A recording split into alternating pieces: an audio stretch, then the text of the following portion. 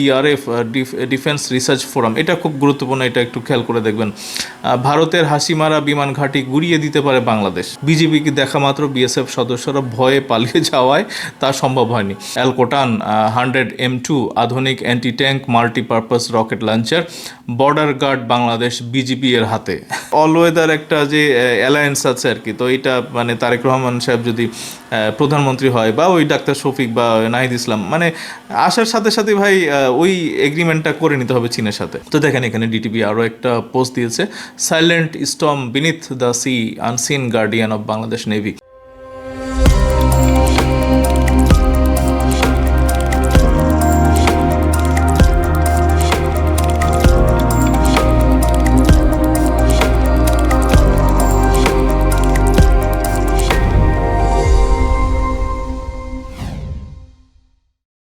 আসসালামু আলাইকুম বন্ধুরা, কেমন আছেন? আমি এনাম, আশা করি সবাই ভালো আছেন। বন্ধুরা মানে একেবারেই বাংলাদেশের ক্রিকেটের জন্য একেবারে একটা স্যাড নিউজ। আমার মনে হয় যে মোস্তাফিজকে যে মানে আইপিএলে খেলার সুযোগ দেওয়া হচ্ছে না আর কি, মানে বাংলাদেশের ক্রিকেটের উপরে আঘাত। এবং এটা কে করলো? এটা হচ্ছে যে ভারতের ক্রিকেট বোর্ড এবং ভারত।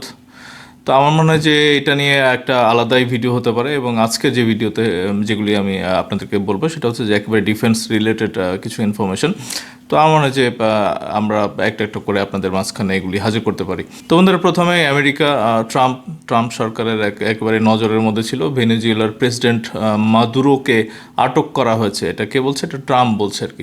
তো আমরা জানি যে ভেনেজুয়েলাতে মানে তাদের রাজধানী এখানে অ্যাটাক হয় এবং প্রচুর গোলাগুলির ভিডিওগুলি মানে আমরা দেখতেছিলাম। এবং আমার মনে হয় যে এই আটকের পরে মানে ভেনেজুয়েলার যে একটা তেল এবং তেলের উপরে যে আমেরিকার এবং বিশেষ করে ট্রাম্পের যে নজর, এটা আগে থেকে ছিল এবং এটা একেবারে পুরো ক্যাপচার হয়ে গেল, এটা আমরা বুঝতেছি আর কি।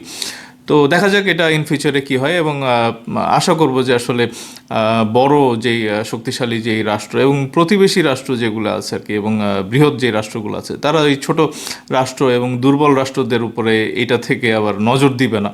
এবং ছোট রাষ্ট্ররাও যে আসলে নিজেদেরকে শক্তিশালী করা উচিত, এইটার যে মানে পরিণতি, এটা থেকে কিন্তু আমরা একটা শিক্ষা নিতে পারি। তো বাংলাদেশ ডিফেন্স রিলেটেড কিছু ইনফরমেশন আছে বন্ধুরা, এগুলোর উপরে এখন একটু কথা বলবো। সেটা হচ্ছে যে ডিফেন্স টেকনোলজি অফ বাংলাদেশ, ডিটিবি, মানে ভালো ইনফরমেশন দেয় আর কি। এবং কয়েকটা পেজ আছে একেবারেই মানে দেশপ্রেমী লোকজন দ্বারা পরিচালিত আর কি। তো দেখেন তারা 6 ঘন্টা আগে এরকম একটা নিউজ করেছে যে স্পেনের তৈরি অ্যালকোটান 100 M2 আধুনিক anti tank multipurpose rocket launcher, border guard Bangladesh BGB এর হাতে। এটা তো একটা খুবই একটা ভালো খবর। মানে প্রথম তো আসলে ওই মানে বিজিবি বা বিডিআর, মানে আমরা আসলে বারবার বলি যে এই নামটা একটু চেঞ্জ করে দেওয়ার জন্য। বিজিবি ভালো লাগে না, এটা বিডিআর মানে হচ্ছে যে শত্রুপক্ষের আতঙ্ক আর কি। এটা কেন? নতুন সরকার আসলে আমরা দাবি জানাবো, এই বিএনপি আসুক, জামাত আসুক, যেই আসুক ভাই, বিডিআরটা করে দেবেন আর কি আপনারা। তো দেখেন মানে শত্রুপক্ষ ঢুকলেই কিন্তু ওই বিজিবিকে মানে প্রথমে ফেস করতে হবে। এবং বিজিবি যদি শক্তিশালী হয়, মানে তাদের কিন্তু এই মানে দূরভিসন্ধি যদি কখনো থাকে আর কি, যে বাংলাদেশের সীমানার মধ্যে ঢুকে তারা কিছু করবে, তো এইটা একেবারে চিরতর বন্ধ হতে দেখবো। এবং এটা শক্তিশালী করার আসলে কোনো বিকল্প কিন্তু নাই। তো বাংলাদেশ সরকার এরকমই ব্যবস্থা নিচ্ছে এবং সামরিক বাহিনী এবং তারাও এই ধরনের ব্যবস্থা নিচ্ছে, আমরা দেখতেছি। সীমান্ত নিরাপত্তায় দায়িত্বপ্রাপ্ত একটি ফোর্স হিসাবে বিজিবির সক্ষমতা বাড়াতে এই অস্ত্রটি একটি গুরুত্বপূর্ণ সংযোজন। তো আমরা দেখছিলাম যে শুভেন্দু কিছুদিন আগে বলছে যে আগে তো ওই রাফাল টাফাল পাঠানোর হুমকি দিত, তো এখন তো রাফাল মারার তো যন্ত্রপাতি আনার আমরা মানে অলমোস্ট ডান হয়ে গেছে আর কি সব কিছুই। তো ওই রাফালের কথা বলে না, তারা বলতেছে যে ওই শুভেন্দু বলে যে কিছু ড্রোন পাঠাই দিলে হয়। তো ড্রোন মারার কী কী আছে এগুলি সীমান্তে ডেপ্লয় করা উচিত আর কি। আমি বারবার বন্ধুরা বলেছি যে তুরস্কের এয়ার ডিফেন্স সিস্টেম যেগুলি আছে আর কি, হিসারো প্লাস এবং সাইপার, এগুলা বাংলাদেশে খুব দ্রুত আনা উচিত। এবং এগুলো আনলে কিন্তু তাদের মাছি মশা কিন্তু বাংলাদেশের বর্ডারের মধ্যে ঢুকবে না, এটা আমরা গ্যারান্টি দিয়ে বলতে পারি আর কি। তো দেখেন এখানে বিজিবির হাতে এগুলি গেছে। এবং অ্যালকোটান 100M2 প্রায় 600 মিটার থেকে সর্বোচ্চ 1000 মিটার মানে 1 কিলোমিটার দূরত্বে থাকা লক্ষ্য বস্তুতে নির্ভুলভাবে আঘাত হানতে আনতে সক্ষম। সম্পূর্ণ সিস্টেমটির ওজন প্রায় 10 কেজি, যা এটিকে দ্রুত মোতায়েন ও বহনে সহজ করে তোলে। ভাই আমরা ওই বারবার বলি যে আনসার যে বাহিনী আছে, অনেকে বলেন যে 65 লাখ না এটা 68 লাখ, তো এদেরকে ওই কিছু বাছাই করে মানে অ্যাটলিস্ট 3 লাখ 5 লাখ 8 লাখ এদেরকে মানে এইসব চালানো শিখায় দেওয়া, মানে ট্রেনিং দিয়ে তাদেরকে রেডি করে রাখা উচিত আর কি। মানে প্রয়োজনে যে যখন দরকার হবে এদেরকে যেন আমরা কাজে লাগাতে পারি আর কি। এবং আমরা সাধারণ মানুষ তো আছি, মানে 18 কোটি মানুষের ভাই 50% ইয়াং, মানে জেনজি আর কি। তো ওই জামাতের আমির একবার বলছিল যে 50 লাখ লোক ওই মানে ভারতের সাথে যুদ্ধ করবে। তো এটা তো আমরা দেখলাম ওই খালেদা জিয়ার এই জমায়েতে, এটা 50 লাখ তো মানে কম, এটা অনেকে বলতেছেন যে 1 কোটি ছাড়াই গেছে এই জনসভাতে। তো এরকম জাতীয়তাবাদী শক্তি তো মানে যখন তখন 1 কোটি 2 কোটি জড়ো হয়ে যায় আর কি। তো এগুলোকে মানে প্রত্যেকটা মানুষকে আমরা যারা ইচ্ছুক আর কি তাদের ট্রেনিং দেন, আপনারা স্কিল করেন। তারা ওই মানে জয়শঙ্কর আসলো, বিএনপির তারেক রহমানকে কি বললো, জামাতের আমির গোপন কি মিটিং করলো, এগুলো ভাই দেখার টাইম নেই। আমরা বাংলাদেশপন্থী এবং বাংলাদেশের স্বাধীনতা সার্বভৌমত্ব রক্ষার জন্য যা যা করার দরকার করবো আর কি। আমরা আক্রমণ করবো না, কিন্তু কেউ যদি আমাদেরকে আক্রমণ করে আমরা এগুলো মানে রুখে দিতে হবে ভাই। তো এখানে আরও বলতেছে যে বিজিবি দেশের ফার্স্ট লাইন অফ ডিফেন্স হওয়ায় শত্রুপক্ষের সম্ভাব্য আর্মার কলাম বা সাজোয়া যান মোকাবেলায় এই রকেট লঞ্চার একটি কার্যকর ও কৌশলগত হাতিয়ার হিসাবে বিবেচিত হবে আর কি। তো এখানে সুন্দর সুন্দর ছবি দিয়েছে এবং এগুলি চালাইতে পারতে হবে আর কি। এবং এগুলা প্রয়োজনে আমি যেটা বললাম যে বাহিনী করে এগুলা চারিদিকে বাংলাদেশের বর্ডার যেসব জায়গাতে সেন্সিটিভ আর কি, এখানে ওই মানে ত্রিপুরার রাজা সকাল বিকালে হুমকি দেয়, এবং ওই আসামের ওই বর্ডারে মানে আসামের মুখ্যমন্ত্রী সেও হুমকি দেয়, এইসব বর্ডার একেবারে সিল করে দেন। তারপরে ওই রংপুর চিকেন নেক খেয়ে নিবে, তারপরে হচ্ছে যে কী বলে চাঁপাইনবাবগঞ্জ, ওইসব প্রত্যেকটা বর্ডার এইসব জায়গাতে এদেরকে ট্রেনিং দেন, এবং বিশেষ করে গ্রামবাসী যারা আছে তাদেরকে ট্রেনিং দেন। এগুলো ভাই আমাদের এখন ফরজ হয়ে গেছে আর কি। মানে তারা যেই সকাল বিকাল হুমকি দিচ্ছে, মোস্তাফিজকে ভাই খেলতে দিল না আইপিএলে, মানে এর চাইতে তো মানে হয়তো সরকারের মধ্যে অনেকে ভালো আছেন আর কি, বিরোধী দলের লোকজন হয়তো ভালো আছেন, বাট হিন্দুত্ববাদের যে গোঁড়া বিজেপি আরএসএস এর মধ্যে যে জঙ্গি হিন্দু আছে আর কি, এবং তারা তো এই ধর্মের ব্যবসা করে। শুভেন্দুর ভোট ব্যাংক বাড়ে হচ্ছে যে বাংলাদেশে হিন্দু আক্রান্ত হইলে। ধরা যাক যে কেউ যদি একটা সনাতন ধর্মের কাউকে যদি আপনারা এখানে রাস্তাঘাটে টিজও করেন, তারা ওই তাদের নিউজ মিডিয়ার লোকজন এখানে কভার করে, এবং তারা বলবে যে ভাই বাংলাদেশের সনাতন ধর্মের সবাই একেবারে ভয়ে ডরে মরে যাচ্ছে আর কি। কিন্তু আসলে তো তা না। মানে আমার খুব কাছের মানে আত্মীয় স্বজন, তারপরে বন্ধু বান্ধব যারা আছেন, তাদের মানে প্রচুর প্রচুর সনাতন ধর্মের লোকজনের সাথে কিন্তু সখ্যতা, মানে বন্ধু বান্ধব ব্যবসায়ী, তারপরে ছাত্র শিক্ষক, প্রত্যেকের মধ্যে কিন্তু আমরা সনাতন ধর্মের যাদের আছে তাদের প্রচণ্ড রেসপেক্ট করি, কিন্তু তারা এইসব জিনিস দেখায় না। তারা এইটাকে একটা মানে কার্ড হিসাবে ইউজ করে, এবং তারা বলতে চায় যে বাংলাদেশ হচ্ছে যে মানে আমরা জঙ্গি দেশ, এবং আমরা সনাতন ধর্মের এদেরকে মানে ভালোভাবে টেক কেয়ার করি না। তো দেখেন এখানে ডিটিভি আরও একটা পোস্ট দিয়েছে, silent storm beneath the sea unseen guardian of Bangladesh navy. মানে এটা এই ধরনের ছবি আমি এর আগেও দেখিয়েছি, মানে ভাল লাগে আর কি। তো এখানে আরও একটা পোস্ট দিয়েছে ডিআরএফ ডিফেন্স রিসার্চ ফোরাম, এটা খুব গুরুত্বপূর্ণ, এটা একটু খেয়াল করে দেখবেন। ভারতের হাসিমারা বিমান ঘাঁটি গুড়িয়ে দিতে পারে বাংলাদেশ, মানে ভারতের অ্যানালিস্ট যারা আছে ভাই তাদের কথাবার্তা এগুলি। তো দেখেন এখানে কি বলতেছে, ভারতের হাসিমারা বিমান ঘাঁটি বাংলাদেশের দৃষ্টিকোণ থেকে একটি গুরুত্বপূর্ণ কৌশলগত স্থাপনা। এই ঘাঁটির অন্যতম সম্ভাব্য ঝুঁকি হিসেবে ভারতীয় বিশ্লেষকরা বাংলাদেশ সেনাবাহিনীর হাতে থাকা তুরস্কের তৈরি TRG-300 গাইডেড রকেট সিস্টেমের কথা উল্লেখ করছেন। মানে TRG-র যেটা একটা 300 আছে ভাই, এটা মানে তাদের একটা মানে মাথা ব্যথার কারণ আর কি। মানে এটা যাওয়ার হাসিমারার এই ঘাঁটি টাটি যেগুলো আছে আর কি, এয়ারবেস যেগুলো আছে, এগুলো সব কিছু কিন্তু এই TRG-300-এর মানে গাইডেড রকেট সিস্টেমের আওতার মধ্যে পড়ে আর কি। তো এইখানে তারা ওই যুদ্ধ করে যে সুবিধা করতে পারবে না, মানে তারা ভাবছে যে 2 মিনিট 10 মিনিটের মধ্যে বাংলাদেশ দখল করে নেবে, কিন্তু আসলে তো তা না বন্ধুরা। এটা ভীমরুলের চাকের মতো হবে। মানে আমরা দেখছি না যে মৌচাকে যদি কেউ ঢিল মারে কি অবস্থাটা হয়, মানে 18 কোটি মানুষ তাদের দেশের মধ্যে ঢুকে যাবে, এবং এগুলো সব গেরিলা একটা যুদ্ধ সৃষ্টি হবে। তো এইগুলো তারা এফোর্ড করতে পারবে না বন্ধুরা। এটা হানাহানি কে চায়, এগুলো তো আমরা মানে ভালো না, এটা আমরা বারবার বলি আর কি। তো তারা এইসব করবে না আমাদের বিশ্বাস আর কি। এবং দেখেন ভূপ্রাকৃতিক ভৌগোলিক অবস্থানের কারণে ভারতের এই বিমান ঘাঁটিটি বাংলাদেশের রংপুর ক্যান্টনমেন্ট থেকে আনুমানিক মাত্র 105 থেকে 110 কিলোমিটার দূরে অবস্থিত। মানে তাইলে তো খাইছে ভাই। পশ্চিমবঙ্গের সঙ্গে ভারতের উত্তর পূর্বাঞ্চলীয় রাজ্যগুলোর নিরাপত্তা ও সংযোগ রক্ষায় হাসিমারা ঘাঁটি একটি মুখ্য ভূমিকা পালন করে। এবং মজার ব্যাপার হচ্ছে যে শুধু তো বাংলাদেশ না, ওদের বড় জম আছে হচ্ছে চীন। তো আমি তো মনে করব যে অল ওয়েদার একটা যে অ্যালায়েন্স আছে আর কি, তো এইটা মানে তারেক রহমান সাহেব যদি প্রধানমন্ত্রী হয় বা ওই ডাক্তার শফিক বা নাহিদ ইসলাম মানে আসার সাথে সাথে ভাই ওই এগ্রিমেন্টটা করে নিতে হবে চীনের সাথে।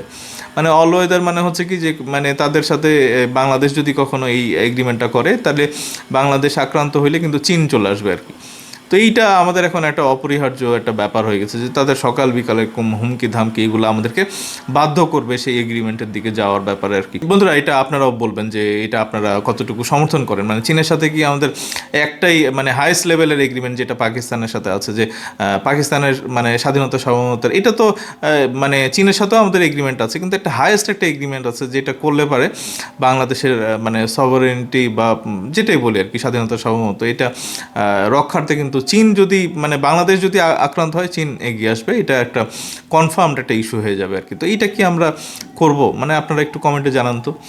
তা আমার মনে হয় যে পশ্চিমবঙ্গের এরকম একটা টেনশন আছে এবং মানে 105 থেকে 110 কিলোমিটার দূরে হাসিমারা বিমান ঘাঁটি, এবং এটা তারা ওই বলতেছে যে TRG 300-এর আওতার মধ্যে চলে আসতেছে আর কি। পশ্চিমবঙ্গের সঙ্গে ভারতের উত্তর পূর্বাঞ্চলীয় রাজ্যগুলোর নিরাপত্তা ও সংযোগ রক্ষায় হাসিমারা ঘাঁটি একটি মুখ্য ভূমিকা পালন করে। এখানে ভারতের সর্বাধুনিক যুদ্ধবিমান রাফায়েল স্কোয়াড্রন এবং MiG-29 মোতায়েন রয়েছে। এই প্রেক্ষাপটে ভারত ও বাংলাদেশের মধ্যে কোনো সম্ভাব্য সামরিক সংঘাতের ক্ষেত্রে হাসিমারা বিমান ঘাঁটি যে একটি গুরুত্বপূর্ণ কৌশলগত লক্ষ্য হিসাবে বিবেচিত হতে পারে তা সামরিক বিশ্লেষকদের কাছে অস্বাভাবিক নয়। বিশেষ করে বাংলাদেশ সেনাবাহিনীর হাতে থাকা তুরস্কের তৈরি TRG 300 গাইডেড রকেট, যার কার্যকর পাল্লা ও নির্ভুলতা উল্লেখযোগ্য, তা রংপুর ক্যান্টনমেন্ট থেকেও এই ঘাঁটিতে পৌঁছাতে সক্ষম।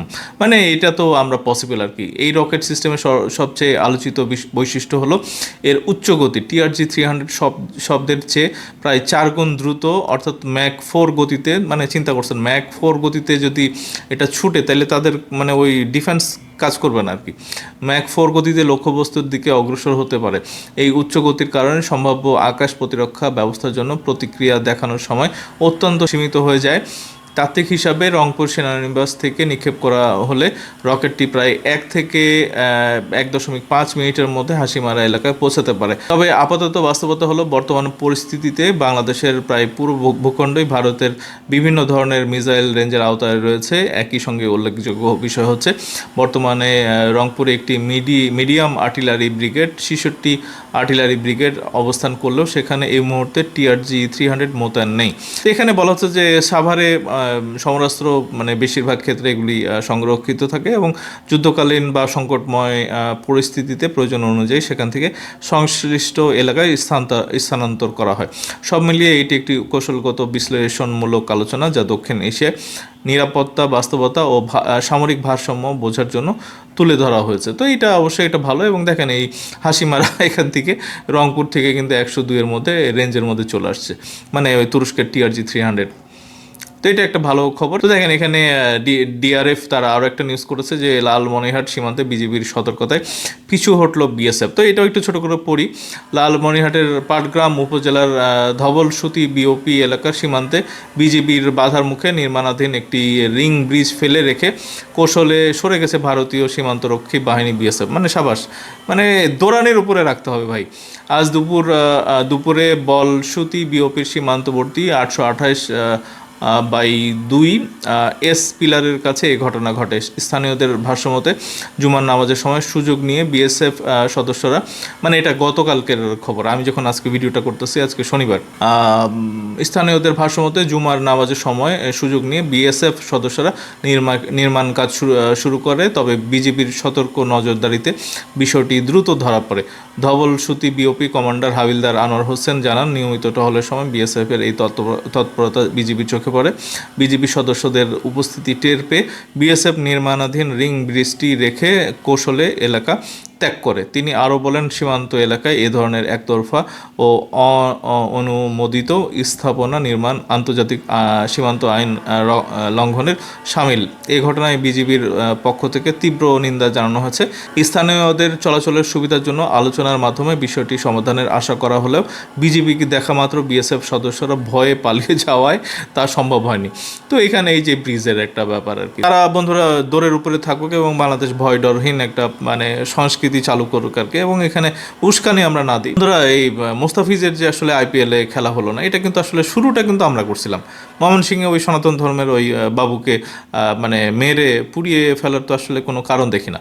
তো এই যারা এগুলো উস্কানি মানে দিচ্ছেন, দেশের মধ্যেও অরাজকতা তৈরি করতেছেন, তারা রেগুলার এগুলা নিয়ে ভিডিও বানায়, কোথায় কে থাপ্পড় খাইলো, কে দৌড়ানি খাইলো বাংলাদেশে, মানে এগুলো ভাই মানে দুষ্টামির ঘটনাগুলোও এখন তাদের মানে মেইন স্ট্রিমে নিউজে চলে যাচ্ছে আর কি, এবং তারা দেখায় হচ্ছে যে আগুন টাগুন এটা সেটা দিয়ে আর কি। তো এইগুলা যারা করবে, এখন আমরা ধরে নিব যে তারা ভারতের এজেন্ট হিসাবে তাদের পারপাস সার্ভ করতেছে আর কি। বন্ধুরা, এইগুলা থেকে আমরা দূরে থাকি, এবং সনাতন ধর্মের যারা আছে তারাও কিন্তু আমাদের ভাই বোন আর কি। বাংলাদেশের সংখ্যালঘু প্রত্যেকটা নাগরিকের নিরাপত্তা দেওয়া আমাদের দরকার, এবং এটা কর্তব্য আমরা মনে করি। এবং মানে ভারতের আসলে বিভিন্ন উস্কানি আছে, সেই উস্কানি থেকে মানে আমরা দূরে থাকি। এবং আমি তো বারবার বলবো যে আইপিএলে বাংলাদেশের কোনো অকশনে যেন কেউ না পার্টিসিপেট করে। এইখানে খেলে কিন্তু ওই কয়েক কোটি টাকা ছাড়া ওই প্লেয়ারের কিন্তু মানে বাংলাদেশের ক্রিকেটের কোনো মানে ভালো কিছু হয় না। হ্যাঁ, হয় একটা দুইটা খেলোয়াড় হয়তো তাদের বিভিন্ন খেলোয়াড়দের পারফরমেন্স দেখে বুঝে আর কি। তো সেটা তো টি-20।